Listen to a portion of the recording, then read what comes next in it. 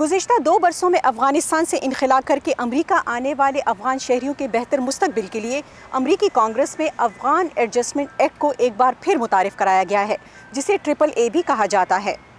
اگر یہ بل منظور ہو جاتا ہے تو اس کے تحت نئے آنے والے افغان شہریوں کی امریکہ میں مستقل رہائش، روزگار اور تعلیم تک رسائی کے لیے راہ ہموار ہو جائے گی۔ گزشتہ سال بھی کانگریس میں یہ بل متعارف کرایا گیا تھا، لیکن بجٹ کی کمی کی وجہ سے اس پر کوئی پیش رفت نہ ہو سکی۔ پچھلی بار یہ بل جب کانگریس میں انٹروڈیوس ہوا تھا تو اس وقت زیادہ تر سینیٹر اور کانگریس کے اہلکاروں نے ہمارے ساتھ یہ وعدہ کیا تھا کہ یہ بل ضرور پاس ہوگا۔ ہم نے پہلے بھی وہ جو کام کیا ہے، بہت زیادہ کام کیا ہے اس بل کے لیے۔ ابھی بھی ہمارے پاس تقریباً 4-5 ماہ ہے کہ اس پہ ہم کام کریں۔ امریکی department of homeland security کے مطابق 2021 میں افغانستان سے امریکی فوجیوں کے انخلا اور طالبان کے قبضے کے بعد سے اب تک تقریباً 88,500 افغان شہریوں کو نکال کر امریکہ لایا گیا ہے، جن میں سیاسی رہنما، سماجی کارکن، افغانستان میں امریکی مشن میں مدد کرنے والے اور ان کے خاندان کے افراد شامل ہیں۔ افغان پناہ گزینوں، سابق امریکی فوجیوں اور ہیومینیٹیرینز کی کئی ماہ کی کوششوں کے بعد امریکی کانگریس کے دونوں ایوانوں میں ڈیموکریٹس اور ریپبلکنز کے 2 درجن سے زیادہ قانون سازوں اور سینیٹرز نے اس بل کی حمایت کی ہے۔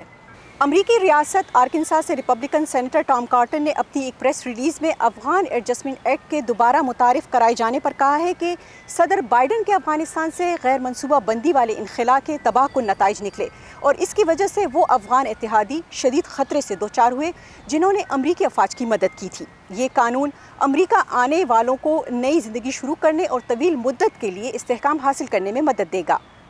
امریکہ کی قومی سلامتی کونسل کے ترجمان جان کربی نے وائٹ ہاؤس میں ایک پریس بریفنگ کے دوران کہا ہے کہ ہم یقینی طور پر افغان ایڈجسٹمنٹ بل پر قانون سازی کی کوششوں کی حمایت کرتے ہیں۔ ان کا کہنا تھا کہ میں یہ نہیں کہنا چاہتا کہ صدر اس بل پر دستخط کریں گے یا نہیں، لیکن ہم کانگریس کے شکر گزار ہیں جو کچھ وہ کر رہی ہے۔ امریکی حکومت افغان شہریوں کو ہیومینیٹیرین پیرول پروگرام کے ذریعے یہاں لائی تھی، جو اپنے ملکوں میں خطرے سے دوچار افراد کو ہنگامی بنیادوں پر جلد پناہ اور تحفظ فراہم کرنے کے لیے ترتیب دیا گیا ہے۔ لیکن یہ پروگرام صرف عارضی تحفظ فراہم کرتا ہے، مستقل رہائش نہیں۔ انخلا کر کے امریکہ آنے والے بہت سے افغان شہری یا تو ریفیوجی سٹیٹس یا اسپیشل امیگرنٹ ویزا کے اہل ہیں، لیکن اس طرح کے فوری حل طلب مسئلے کے لیے یہ پروسیس بہت سست ہے۔ یہ افغان پناہ گزین اس وقت عارضی امیگریشن پر امریکہ میں رہ رہے ہیں۔ یہ عارضی حیثیت انہیں 2 سال تک امریکہ میں رہنے اور کام کرنے کی اجازت دیتی ہے، لیکن 2 سال کی مدت کے بعد موجودہ نظام میں انخلا کر کے آنے والوں کے لیے آپشنز محدود ہیں۔ بہت سے لوگوں کے لیے سیاسی پناہ کی درخواست جمع کرانا واحد آپشن ہے، لیکن اس میں طویل وقت درکار ہوتا ہے۔ لیکن افغان ایڈجسٹمنٹ ایکٹ ہے کیا؟ یہ بل نئے آنے والے افغان شہریوں کے امریکہ میں مستقل رہائش حاصل کرنے کے لیے راہ ہموار کرے گا۔ اس سے افغانستان میں امریکی مشن میں مدد کرنے والے افغان شہریوں کی مدد ہو سکے گی۔ یہ بل افغانستان میں پیچھے رہ جانے والے خطرے سے دوچار افغان اتحادیوں اور بعض مسلح افراد کے رشتہ داروں کو مدد فراہم کرے گا اور مستقل رہائش کے لیے درخواست دینے والوں کے لیے جانچ کے سخت تقاضے قائم کرے گا۔ افغان بل پر تنقید کرنے والے کچھ قانون سازوں نے سیکیورٹی سے متعلق خدشات کا اظہار کیا ہے۔ ان کا کہنا ہے کہ اس سے پناہ گزینوں کی مکمل جانچ پڑتال کا عمل ختم ہو جائے گا۔